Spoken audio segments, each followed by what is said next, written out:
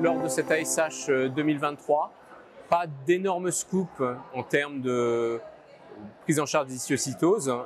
En revanche, pas mal d'abstracts.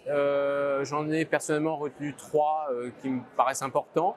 Une équipe israélienne qui s'intéresse à des régulateurs épigénétiques à la famille des mRNA et en particulier une uprégulation de BCL-XL qui pourrait à terme amener à des thérapeutiques de type venetoclax.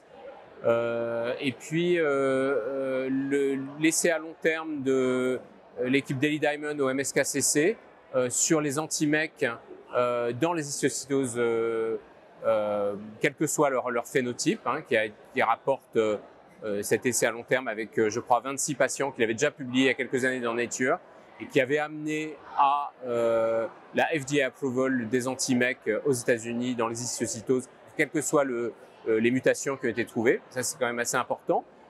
Autre élément important, c'est le devenir à long terme des patients qui sont mutés BRAF avec pas mal d'effets secondaires des anti-BRAF.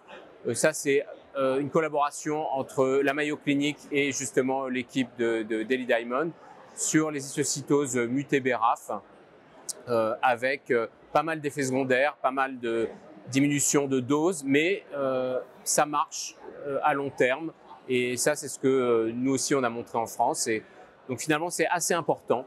Et puis à l'oral il y a quand même eu une petite piste peut-être pour l'avenir qui est le fait que HDAC3 pourrait être important dans la physiopathologie de l'histiocytose langerhansienne. C'est un modèle murin et c'est la seule communication finalement qui a été présentée à l'oral.